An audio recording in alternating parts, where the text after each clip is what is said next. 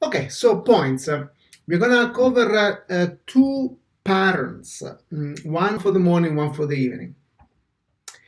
The first one involves a set of points that are basically going through the central line of your body, back and front, and they're following a channel, a large channel that is called Grand Central Vessel.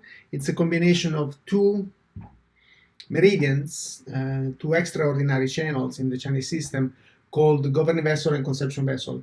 These two are creating like a circular movement through the spine, energizing the body, almost like creating a dynamo. So it's an energizing kind of activity, but calming at the same time. So it has both benefits. It charges the body while relaxing the body, and it stimulates the nervous system in a positive way. It's not overactive, right?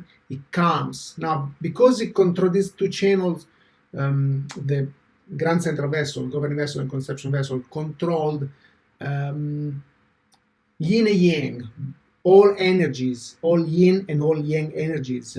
If you're not familiar with that, basically that's duality. Everything is made of yin and yang, front, back, above and below, left, right, inside and out. Everything is a reflection of the other. It's duality, the duality of life.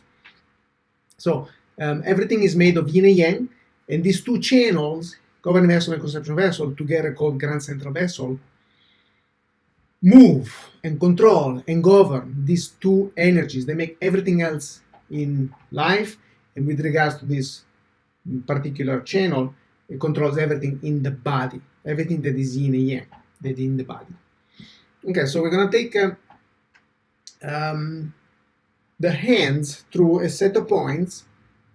We'll do the wheel breathing, but before we do anything, let's take a look at the points that we will be utilizing